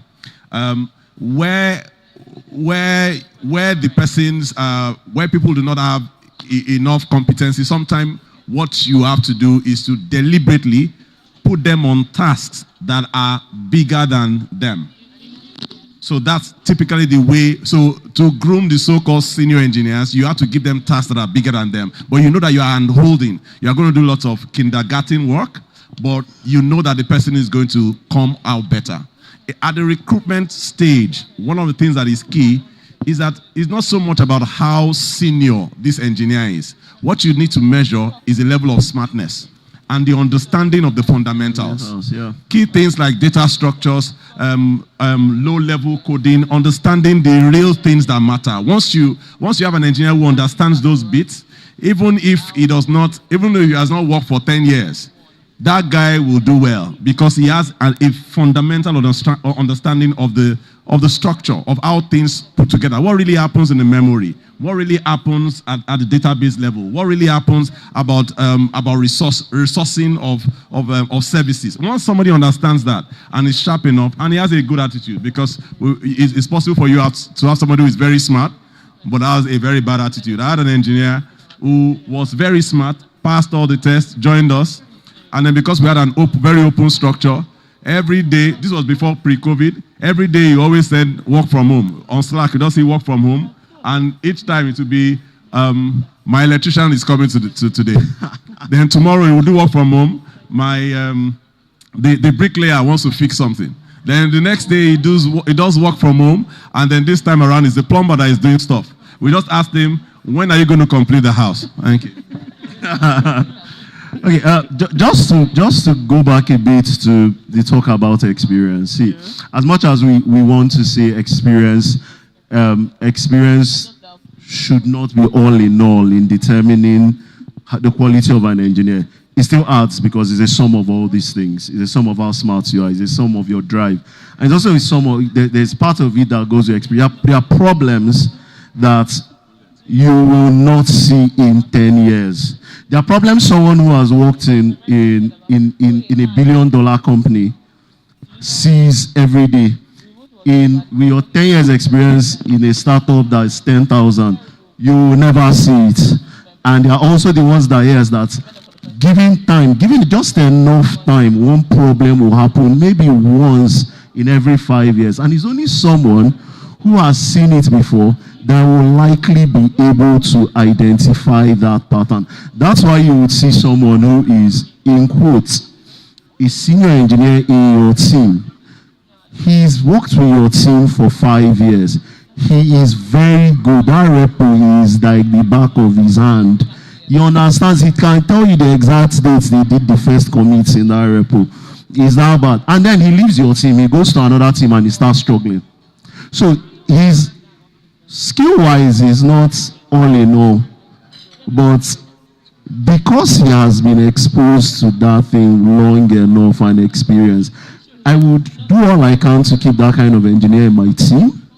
Not for anything, but because especially if it ticks every other box, I'll do what I can to keep that kind of engineer in my team. But he will go for an interview somewhere else, and someone will rate him as a mid-level and maybe junior engineer. Yeah, just to add to that, exactly what you described. In Paystack, we call it like having context. Like there are some systems that like you can't like you don't like, even if you have like 20 years experience. Like if you have not seen that particular problem before, like you just look like an intern, because like it would mess everybody up, and then everyone has to like just call the right person that like, okay, who has faced this problem before, and all of those things. To the conversation about like senior engineer, I think like they both hit it on the head like very correctly. I think at Paystack, like I've interviewed a number of like very senior engineers, and then I'm like, yeah, like if we bring this person in, we're just going to be playing ourselves. Because like there's the difference, there's the experience context. Like someone that has spent the last 20 years of his life like building internal tools, for instance, or like optimizing like compilers, or like doing all of those things. Like he has not really had to work under the product context, like the product pressure. So like you find that like those people come in, because we have actually had to like hire like a number of those people, and they come in and then they struggle heavily, and are like, what's happening? Like at some point we had people that like worked like the early part of computing, basically, people that like were part of the core Apple team, core like MS team, and then they come in and then you expect so much like from them. I mean, they have built stuff before, but like you just realize that like there's an entirely new, like in the last 5 to 10 years, like the way software development has evolved over time. Like no one has bandwidth to be waiting for 3 years to I don't know, maybe to integrate to Nips or exactly, or to do like who's waiting for like you can't like, but like there's that this way is being done and all of those things. So like we try to balance like those things. For instance, there are some teams that like that skill is very, very important. Like for instance, like maybe like our infrastructure team, for instance, where like there are a bunch of like optimizations that need to happen. There are a bunch of like core like server knowledge that needs to happen. Like that kind of team needs to have like that kind of experience. But like for product teams, for instance, like you can be like a very, very senior engineer elsewhere, and then you come in and then like we just realize that like, yeah, doing the entire interview process, that like like there's a level of mismatch, and maybe you are not really a senior engineer. You just had a lot of context in the previous organization that made everyone run to you when there were a problem. And like Ikena said, like you can figure these things out like when you're talking to the person. Like you ask, like my favorite style of interviewing somebody is just to like after we have like 2 or 3 standard questions we ask, and then I just ask that like, what is the most interesting thing you have worked on? And then I have you describe it to me. There I'm testing your communication. Like how well are you able to explain this thing to me? And because like I don't know, like I always like to play around with like edge cases, like what, and I just try to like ask multiple questions. If you get confused in the best thing you have worked on, then like we probably should not like be talking, because I did not force it on you. I did not give you a strange question. Like you said that like while you were working at XXX, you did blah blah blah, and then I asked you that, oh, what happened to this blah blah blah, and then you just like start saying stuff that like you know that like you're boboing me, but you just feel like you have to say something. So I'm like yeah, that, and I always try to like it's okay if you don't know the answer, just say you don't waste our time. Like let's move on. Like let me give you enough time to prove yourself, because if you just waste like 15 minutes of our time trying to convince me that like you know that like you're just playing the game of like, okay, I want to lie to you, but like let me see how well you can catch the lie. Like I don't have that time to like wait here. So I think it's very important to separate like how much context somebody has on a particular product or a particular thing versus how much experience the person has actually done building stuff. Which is why when I like one typical thing, or maybe it's a bias for me, like I like to see like senior engineers that have been senior engineers in like 2 or 3 organizations. Like if you come in here, like you build something, you take it up to like a certain level, like you are the bad guy there. You go somewhere else, build it, take it like a bad guy there. And yeah, like I can see that like you come here and like be a bad guy. But like if you're just like, I don't know, like it's heavy on what Ikena said. Like context is like extremely important across different companies. Yeah.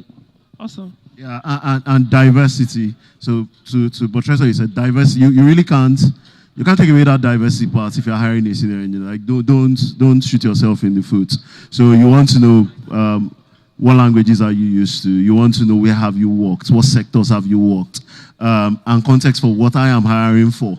So you understand. So once you have those at the back of your mind, by the time you are going into that interview session, it becomes easier for you as the interviewer to know what you are looking out for in that engineer before, like, and like you said, and a positive, like one of the things that pisses me off in interviews is when you are trying to, like, you think I'm an idiot, you're trying to scam me, like straight up I'll cut you off. So it's better you come, and it's a positive when you come out and say, see, yes, I've not thought of this scenario, I could get back to you later, and I know immediately you're taking feedback, I know immediately you are admitting that, yes, and it could be a positive for you during interviews. So rather than you're telling me something and I'm looking at you like, bros, like, I go school small now. At least I may be old, but at least I know this thing a bit too. So right. Yeah, thanks.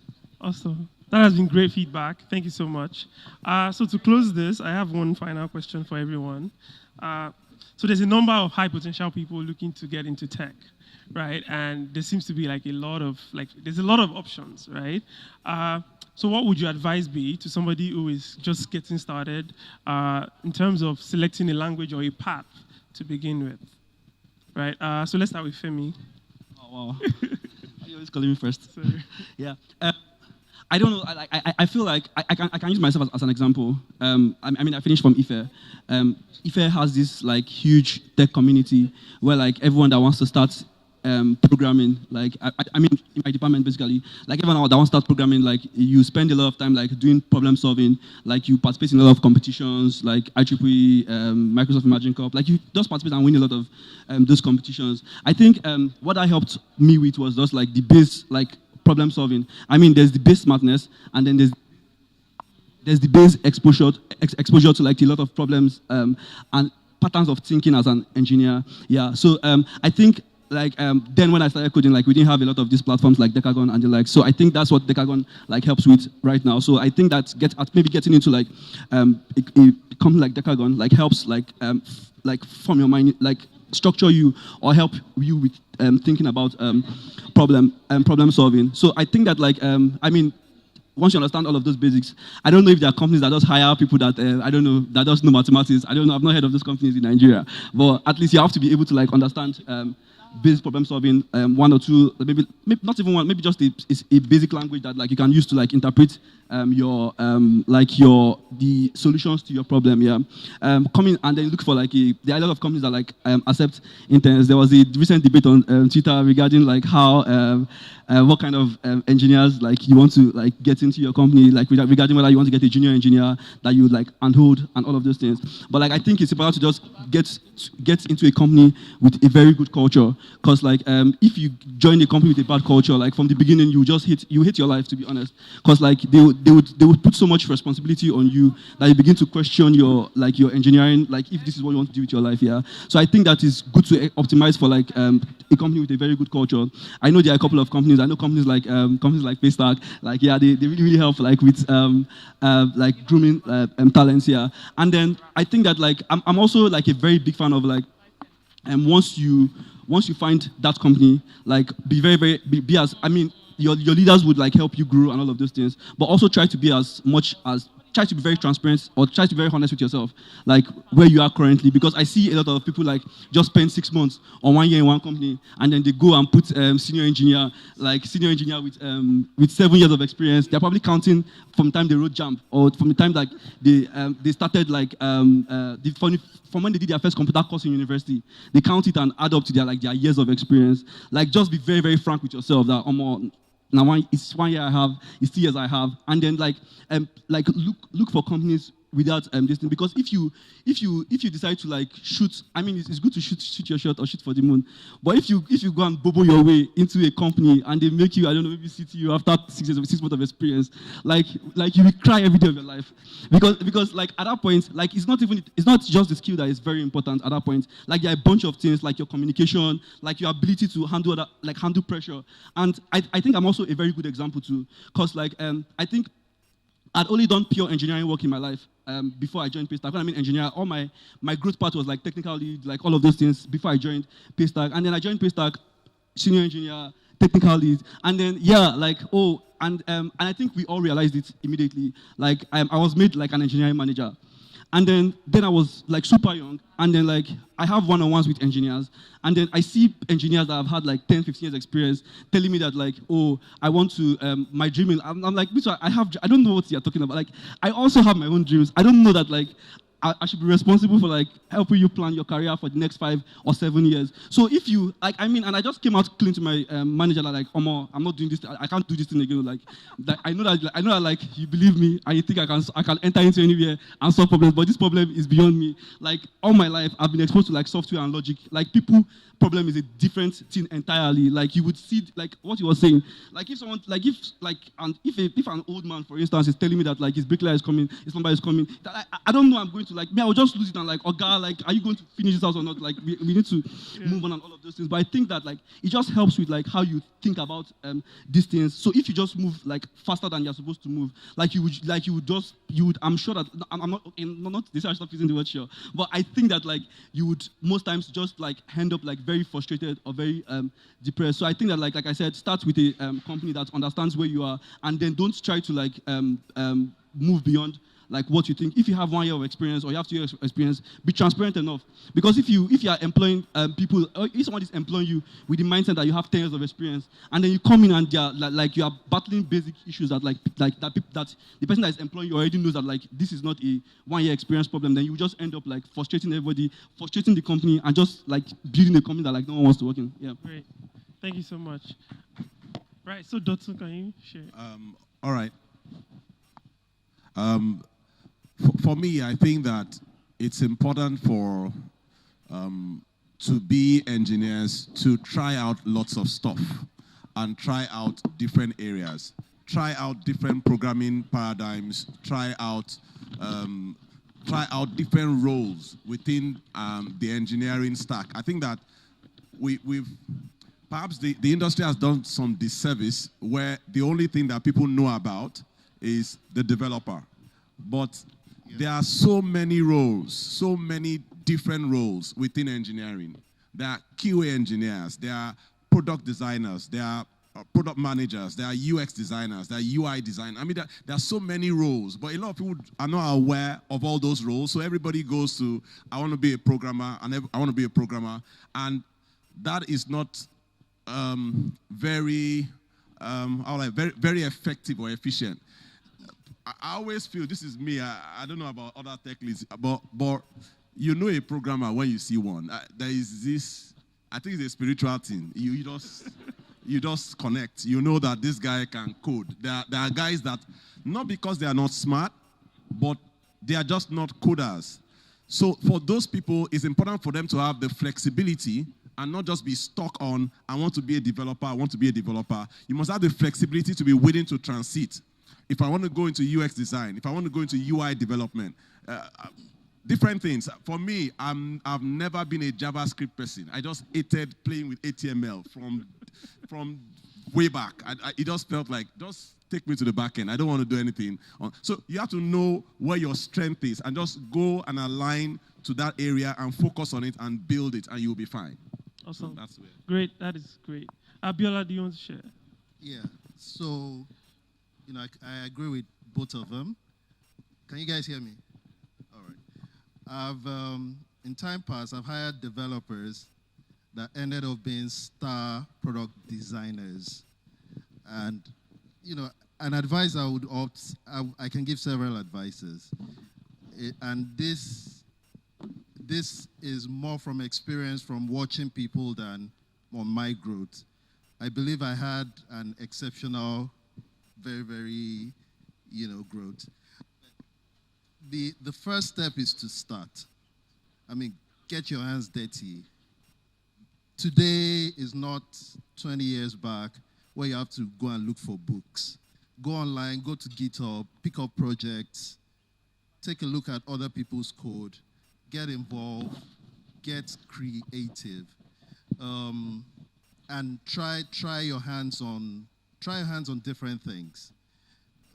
Development or software engineering is you have to be tenacious to make sense out of it. I have spent a whole night on a stupid bug that I just had to change a greater than sign to a less than sign. And, you know, if you're someone that easily gets frustrated, maybe you're not a developer. If you're someone that's creative, then, you know, maybe you should take on something more creative. Could still be in engineering space, but maybe not a developer.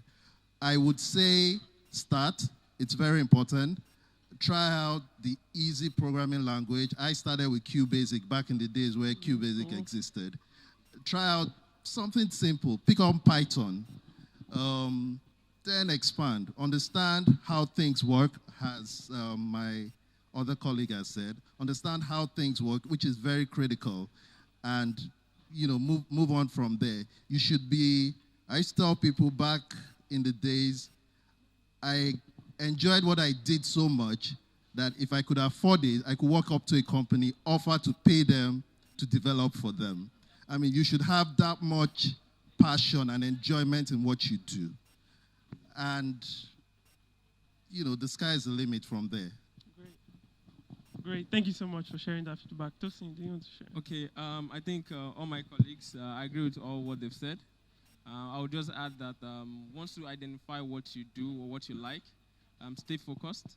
I think it's easy to get distracted. And a lot of young engineers want to go for the money.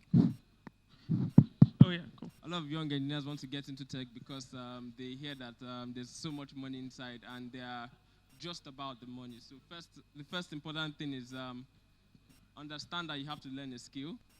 And I believe that once you learn a skill, the money will follow. So that's the most important thing I'll tell any young engineer. Focus on learning and money will follow. Awesome. So focus on learning. All right, Ikena. Okay, so basically, I think it's a combination of what almost everyone has said. I think I've been basically been on this thing since, like you said, I think my first language was VBasic, I think, yeah. And today I work with Node, JS. And in between that, I'm sure if you've been following on the industry, you can see how much learning has gone in and how much you've had to forget and learn and relearn, because sometimes it's just a cycle. There was a time I would have sworn in my life if you brought JS to me, I was throwing the laptop at you. There was a time I would have sworn that JS would kill the world, like anywhere that does anything. And right now, everything is JS, you understand? So what I would advise junior engineers is don't get stuck on the language. Let that be the least of your problem. What you should learn is how to solve problems. Now, think of the language as a tool. And the tools are getting easier to use. They are getting easier to learn. They are getting easier to do things. Like, I can remember some things we used to do back in the days that now 3 button clicks is done. Now you're setting up a MongoDB and I just didn't drag and drop, man. I remember the days we used to use maybe like, I think 99 or Ako 99, setting up a DB there when you write, just to set up maybe like for just a table that's just a very simple table. So it's only going to get easier for junior engineers in terms of learning. And down the line, I see why I say focus on being able to solve problems is the trend of engineering is very, very quickly moving to low code or no code. Very, very quickly, which means your coding skills could become obsolete in 10 years' time. Sadly. Your coding skills could become obsolete in 10 years' time. So if you don't know how to solve problems, then what will you be doing at that time? That's the truth about it. So if you start thinking in that direction that oh, okay, this is just a tool, whether it is the language, whether it is the framework of it itself, whatever it is, whether it is a no-code tool, does it solve the problem I want to solve? Does it get things done? Yes, please, learn it. And be open to learning. It's a continuous learning process. I would advise develop a habit of carving out time to always learn. Like, I don't start any year without a learning target. It's either something engineering, or maybe I'm trying to learn business. I was head of engineering in Carbon when I did my MBA. I have an MBA. from a UK university as an engineer. What am I doing with it? But then down the line, I understand the business part of everything right now, and it helps me transition between engineering and business quite simply. You understand? I had to learn, do a PMP at some point, just to learn project management, just so that someone will not come and start boboing timelines to me and all that. So learn as much as you can across board, and even depth. Get both depth and breadth of learning. But at the end of the day, let it all wrap around, can you solve problems? And once you have that as a junior engineer, then you are basically on the right track for growth. All right, that's great. So thank you all so much. I think Justina is here. We can take questions from the audience if they have any. Justina.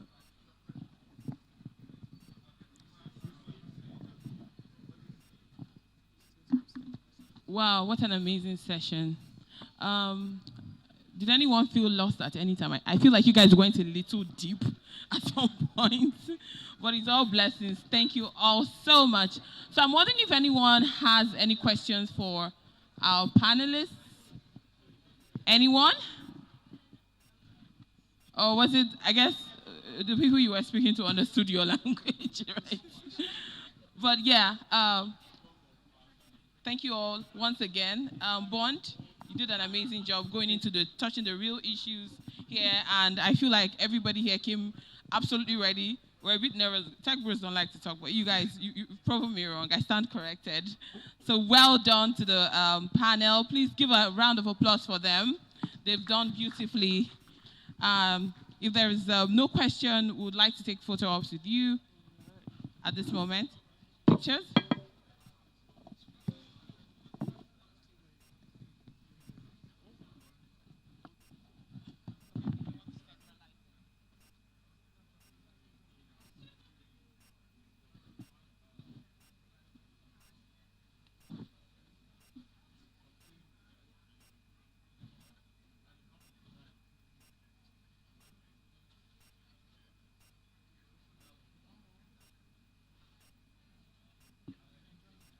Okay.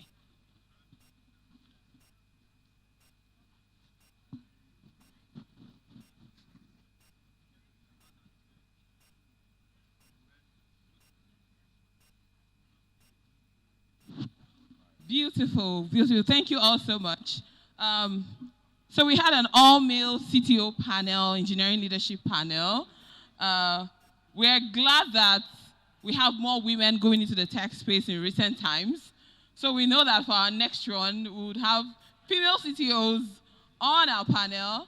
Again, Decagon is very passionate about achieving parity between men and women, boys and girls, with the tech track.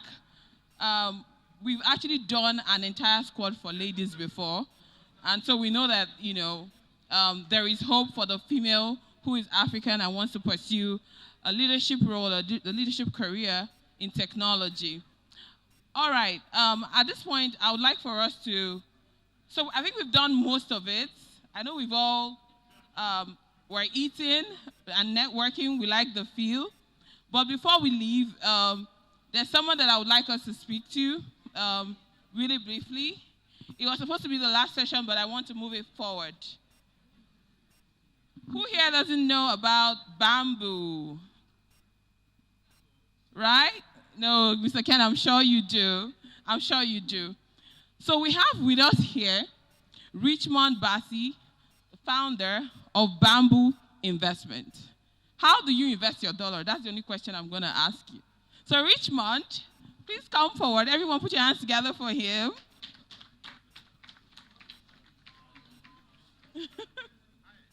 Hi, can I get a mic for him? Okay. Hi, Justina. Hi, How Richmond. Thank you for being here. Pleasure. So good to see you. So you're like a cat with 9 lives.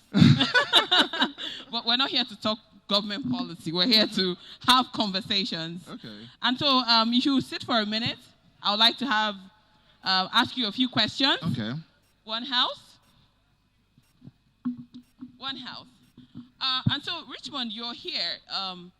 you're the founder of Bamboo Investment. I don't want to take for granted that everyone here knows what Bamboo is and the value that you're creating in the market. So I would like to hear from your words. What is Bamboo? Thank you so much, Dostina. And hi, good afternoon, everyone. It's a pleasure to be here. Thanks for inviting me. Bamboo is an online investment platform that gives Nigerians, Africans access to the global capital markets. As Africans, we are consumers of a lot of global goods and services that drives the global economy. And whether we like it or not, Africa is a part of the global economy because we are in markets. When people think about different markets that they're trying to expand to, they think about Africa. For example, Facebook is a huge service that a lot of us in Africa consume. Right. There are a lot of businesses, organized communities on Facebook. A lot of people connect with their friends and family on Facebook. But think about the fact that if you had bought one stock of Facebook when they IPO'd in 2009, you would have probably gotten more than 10x your money by now, a few years later. So our thing was, why are we as Africans not, leveraging the global economy to create wealth for ourselves?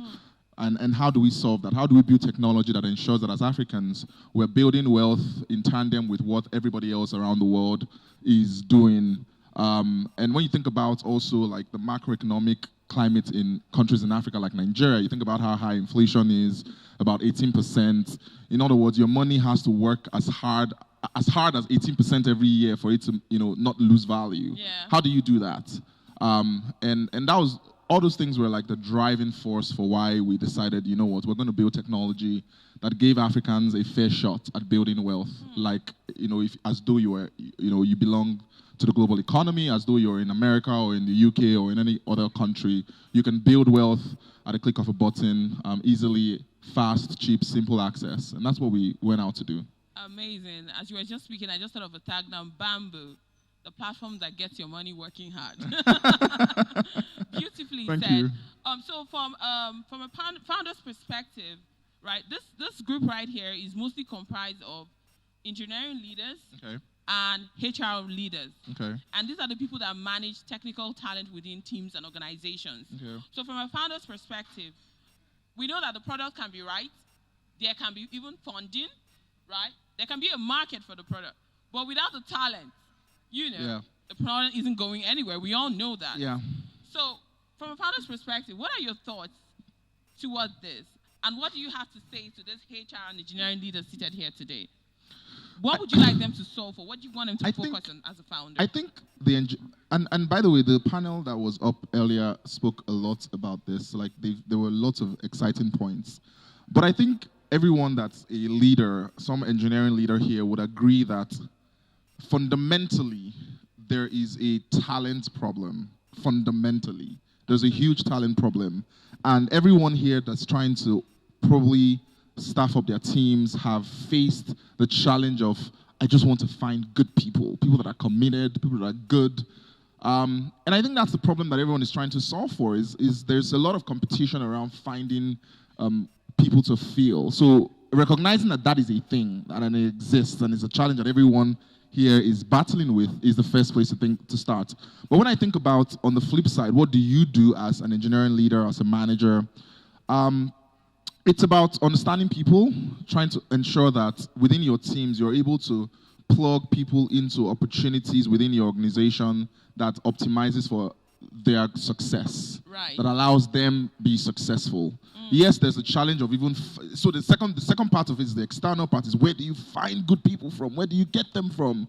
I think that's what Decagon tries to do, right? Yes, that's the problem Decagon is solving, yes. Exactly. So it's like, where do you find good people from? And then beyond just that is organizing and designing your team around plugging people into positions that allow them succeed, and then building the environment within the company or the organization that allows them succeed. Great stuff. Amazing. I hear you say this, there should be, a lot of self-discovery for the talent, right? Yes. As well, allowing them, connect to the vision too, and interpret this in the way that they execute daily. through diverse expressions. Correct. Beautifully said, Correct. Richmond. Beautifully said. We'd like to thank you for your time. Thank you so much, Thank you for Justina. being here.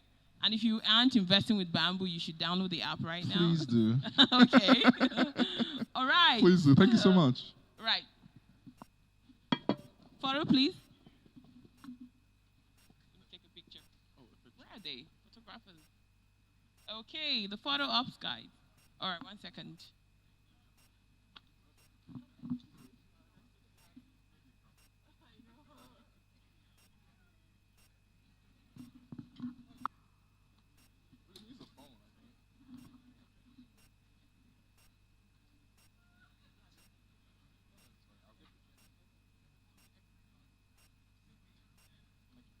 All right, I hope everyone here has been fed.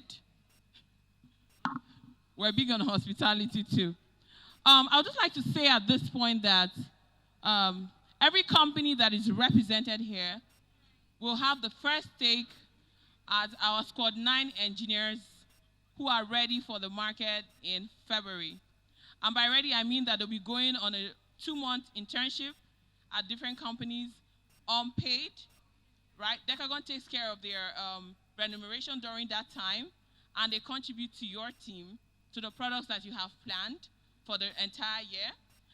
What it does for us is that it gives you first-hand experience of experiencing the product, of experiencing the engineers in a risk-free way. So please make sure you put down your name at the registration desk on your way out so that you can have first visibility into the talent that we have in our pool across diverse stacks. We just have one more feature real quick, and it is one of the talents that has gone through our program. Do I have Fumi here? So Fumi is a member of the Decagon team. She's a senior stack associate, and she will be moderating this session. It's a real quick chat because we'd like to hear from the talent, from their perspective, because this conversation is about the talent, and we shouldn't all speak for them. So at this time, I'd like to hand over to Fumi to make the introductions, and we'll get right onto it.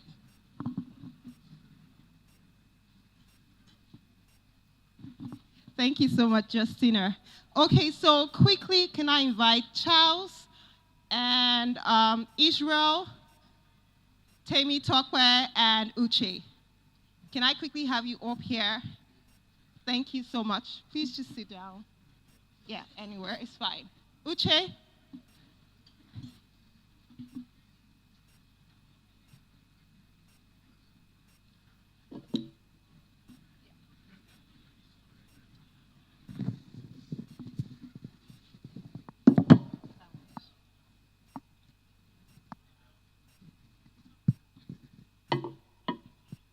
Okay, thank you so much. I'll just be asking you briefly 2 questions so that we can move this along. I'll start with you over there, Temi Tokwe. I'm always excited to see someone, a female, a female software engineer. It's always exciting to me. So first of all, start with what were you doing before you came into Decagon? You can just tell us that. Thank you. So before I came into Decagon, I was working as a customer operations staff at a fintech. And so the reason why I felt like I needed to move on was because, yeah, I was doing a lot, I was learning, but I guess it got to a point where I felt like I was mostly doing a lot and not learning, and I felt like I needed to switch career and learn something new. Okay, thank you so much. And that's Temi Tokwe. She's in the current Squad 9 right now. So Temi Tokwe and Israel are currently undergoing the program, the 6-month training program right now. And so quickly, the next person we have there is Uche. Uche is from Squad 5. I want you to tell us briefly what your experience has been, or what your experience was going through the Decagon program, and how it has changed the trajectory of your life. Okay. Well, during the program, it was pretty tough because the program is quite intensive, as we always portray it to be. But in the course of the program, I was able to meet some cool friends, and we were able to establish this spirit of comradeship. And at the end of the day, it sounds like the network I'm festering on now So like the program also exposed me to a whole lot of other possibilities, like, and also allowed me explore onto like some parts of my life that I've not really tapped into, especially in the terms of like leadership and some other things. But I believe like that even as the program continues going, like I believe that it sounds like as a means of like exposing the individual to a whole lot of other things that you don't know about yourself. So it was interesting as why it lasted for me, and so cool. That's. Thank you. So you've gone through the program and now you're earning money. Good money, right? Okay, so quickly I'll move on to Israel. You're in what month in the program? About 3 months and a half. Okay, awesome. So I want you to quickly tell us what you were doing before you decided to come into the program. And then now that you've been here for just 3 months plus, what have you learned? What has been different for you? Okay, I was into music production before coming to Decagon. I quickly did a 4-month course on UI UX design, but creating amazing UIs, I just thought about it and like, why not just try to implement these designs? So I thought about it and I just like, okay, try at Decagon. And so why Decagon specifically? You could have gone anywhere. Okay. Kind of like the community that they have. I see, okay, I had this friend who went through the program. He's a Stack associate as well. So he has been telling me about it and like the community, the culture that you could leverage on the people that are there, the resources that's been made available for you to just scale you up from. Like it bridges the gap that the whole abstract about the software engineering is so difficult for the simple man or the simple person, but all of the resources that's been made available and the community will just scale you up to be a software engineer in no time. And Thank you so much. Thank you. And so, Charles, we'll move on to you. You're like one of the oldest on the block. You've been there, you've done that. So if you could just take us briefly through your experience, what your experience was, and now that you're out, how has it been? Hi, everyone. My name is Charles. I was in Squad 2. So before Decagon, I was working for Power Tech Electronics. So I studied electrical engineering, and we built inverters, solar panel installations, and all that. And I also do projects for people in schools, like final year students and the rest. So there was a team that made me join Decagon because as smooth as electrical and electronics thing seems like, there are a lot of things we cannot do with electronics. So I wanted to build my own IC, my own stuff, and but then I need to learn programming. And I remember doing it on my own. I went to different courses online to try doing it on my own. I was making progress, but the progress I was making was not as good as I wanted. I wanted it very fast, and I wanted to do something so quickly because people that had a project were on my neck. Then I decided to join like a place where I will have community, I will have friends, and we'll do it together. So Decagon came to mind. Decagon experience was nice. It was fun and it was hectic. Trust me, it wasn't easy. My own period, I don't know if yours, it wasn't easy. Everybody was way ahead of me, but then I knew I needed to do more than others. So I was like working extra nights. I don't know if Nkem is here, she will tell you the guy that don't sleep, right? So I was working all night, and it was worth it at the end of the day. Currently, I'm a senior engineer in Polkadex. I do blockchain, and if it is money, thank God. But yeah, I'm grateful to God. It has been awesome, and this is me. Thank you so much. We're really glad to hear that. So I'll just take the last questions from everybody. So I'll be starting again with you, the lovely Temi Tokwe. And my question to you is, if you were supposed to talk to other female aspiring software engineers, people who want to come into the program, can you tell us exactly, so this is the platform, you have the floor, tell them something, inspire them so that they look forward to coming, and learning and changing the entire life and career? Honestly, I would absolutely tell anyone, like any woman that wants to go for it, to definitely go for it. I mean, I've been in places where I felt like, as a woman, I felt like I didn't belong, or there were more men than women. But I felt like when I joined Decagon, I felt like I was actually a part of something. I didn't feel like, oh, I was different because I was a woman. Yeah, there were other women on the journey with me, but then there was not a point where I felt like I'm a woman, so well, I feel like I do not belong. So I think Decagon is a place that, yeah, for women, we definitely do belong. We feel like a part of the team, like we're all teammates in it. So yeah, definitely, I'll tell women to go for it because, yeah, we're all a team, and it's definitely a great platform for you to feel like you belong and to definitely shine. Yeah, I totally agree. And I love the way you still look all feminine, even though you're a serious coder. So well done on that. And I'll be moving to you, Uche. Can you just tell me, if you were to tell yourself at the beginning, so if you were to look at yourself when you were starting the program, what advice would you have given yourself then? Well, there's a lot of advice I would have given my initial self. So I would have told myself first and first I should calm down. Like I was pretty scared, and there was this high level of imposter syndrome, which I believe like maybe I've outgrown it to a large extent, but it's still somewhere around the corner.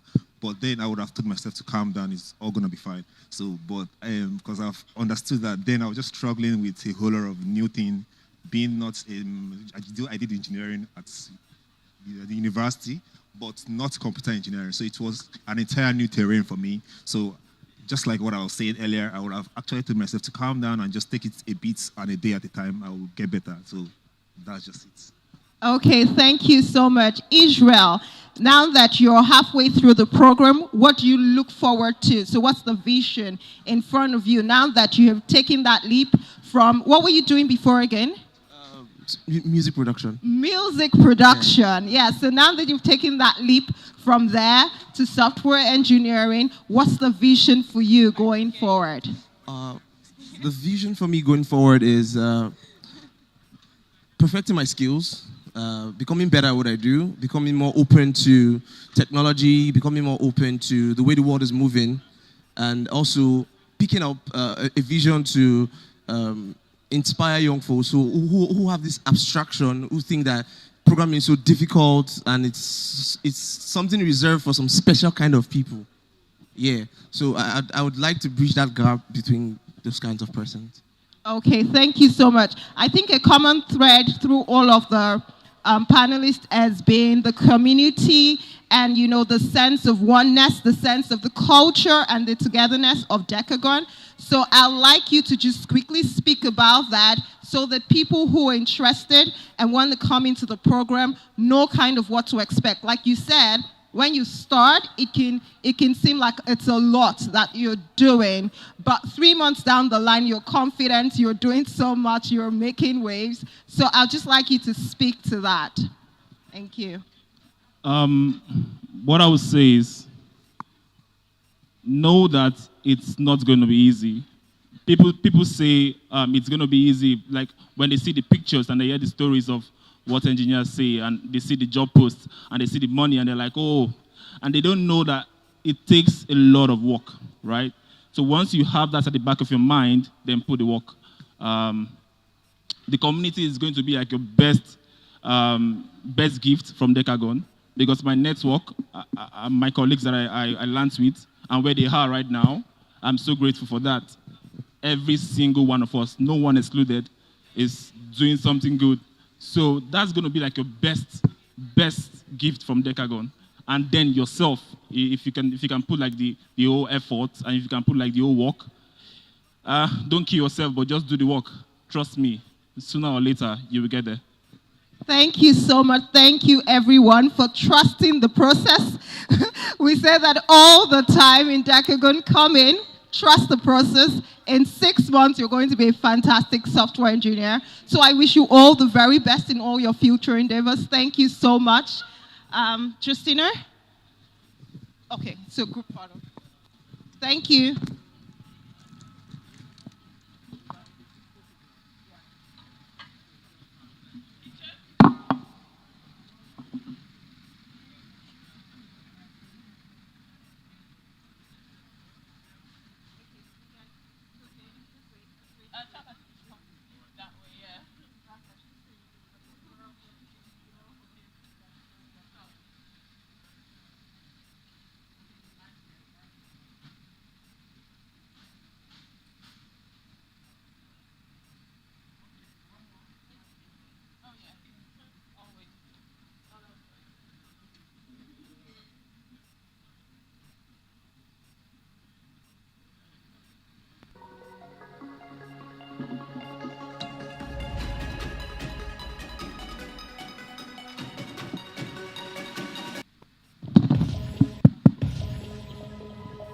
Wow. Amazing stuff. Was that great or what?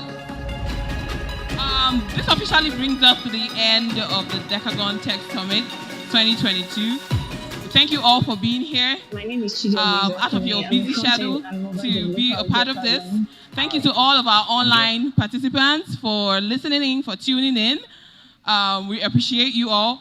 We thank all of our partners for sending your representatives here and for collaborating with us, in solving the talent problem that, the world faces. Because indeed, the world is looking for competent technical talent, and we are poised to continue to partner with you in solving this problem. Again, I would like to reiterate that please put your name down as you exit in order to get the first pick from Squad 9 who are ready to join teams like yours. Once again, thank you all for being here. Enjoy the rest of the evening. Thank you.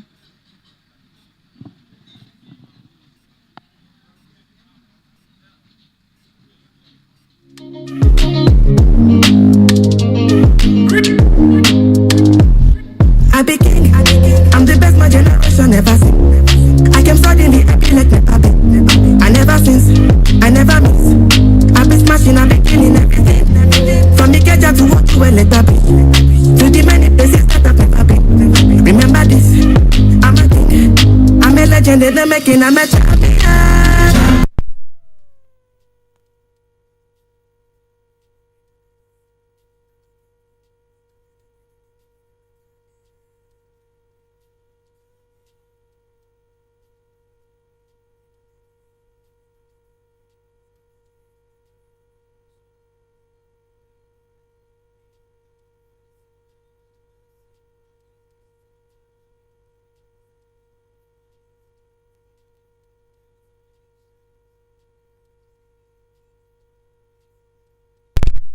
This baby face fine, yeah, them really hate me. Get them belly eggs, love them waist deep. Every occasion, I put money in safe keep. Very impatient, be on time when you pay me. Very invasive when they hating what they see. Made me a nation, then they crown me as their king. Bell rings and then my hands are raised. MGM, Grand Mandalay. Envy him now while my victory has just begun.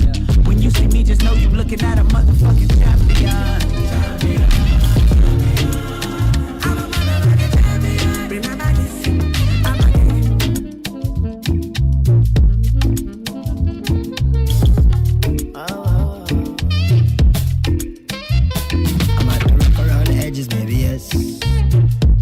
And I do what make me happy, and nobody can deny me that I'm blessed. I might be rough around the edges, maybe yes. I keep it happy, and I do what make me happy, and nobody can deny me that I'm blessed.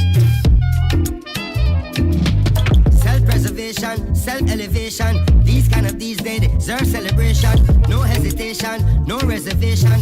Go for the big leagues, no relegation. Let's celebrate life, kick back and take 5. And give thanks to the source that create life. To see a sunset or see a sunrise, and see my son born with these same eyes. To see my son smile bright in every gray sky. He's growing so fast, that's why every day I give it 100, now stop at 90. Praise the Almighty, the Father and 90. I'm feeling blessed, oh. Say tonight me and my guys. Please pardon my omission. Special thanks to the UK Tech Hub and to the Deputy High Commissioner for letting us use his residence for this event. Thank you for all you do for the ecosystem. Gifts, thank you all for all you do for the ecosystem. We appreciate your partnership and we look forward to doing so much more with the Hub. Let's hug it out, Gifts. Thank you. Whew. Thank you so much for everyone that has managed to, stay till this time. I'm sure we actually kept to time and everything, so it was a good conversation. I see a lot of people are still networking, so yeah, that's the whole essence of this gathering. Thank you so much, guys, and au revoir. Au revoir. Have a good evening. Bye. Sunshine hit, get off the sheets. I say a little prayer and I burn a split because I still they breathe. I'm on my feet, and I know tons of niggas still hoping I quit you, girl. My shit legit, go sell me. No way I want want to be, so I still they push trigger. And I don't ever feel to bring the heat, and ain't nobody stopping this, so you can watch and see. I've never stopped in my life, so tell me why would I stop now? What to achieve in my life, I hustle till the sun come down. Can't throw that in my hustle, my spirit can't bring it down. You know I've never stopped in my life, so tell me why do you think that I'll stop now? No, I've never stopped in my life, so tell me why would I stop now? Oh, that's what to achieve in my life, I hustle till the sun come down. On my day, bye, boy now, boy now. Oh, I don't wanna live my life for you, live my life for you. All over the news, all over the news. Only God and I know the kind of thing I do, the kind of thing we do. Man, I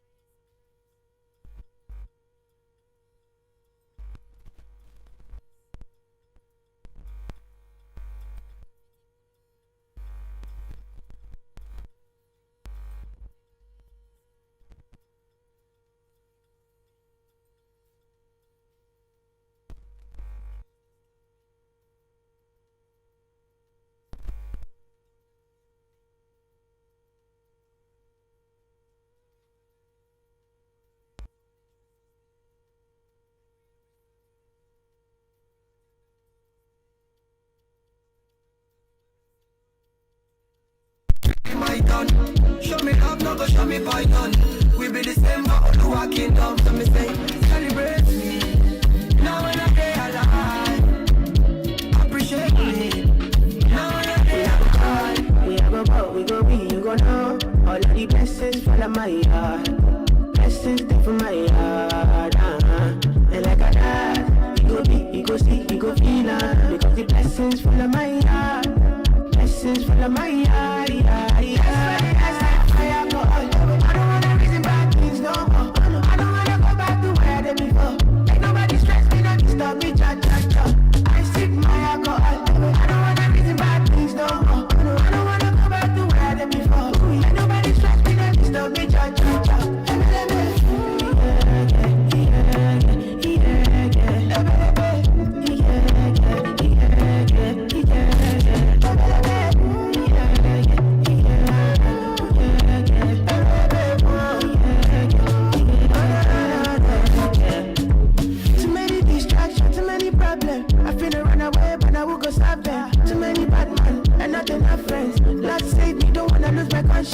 I just wanna dance under the sunset. Make nobody stop my enjoyment. Oh.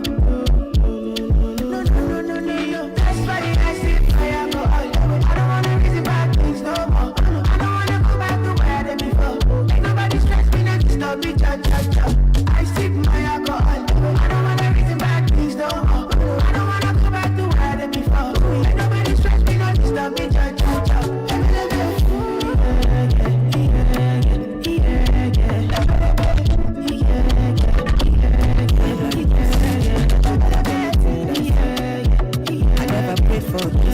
I never knew it could end like this. Girl, if you're done with me, nobody go just set me free. As I done the grace like this, for your love I did lose my senses. Fat boy like me, don't call me cheap, girl, I work for this, and I promise you I will find someone new. Make you no pour me water, make you no pour me.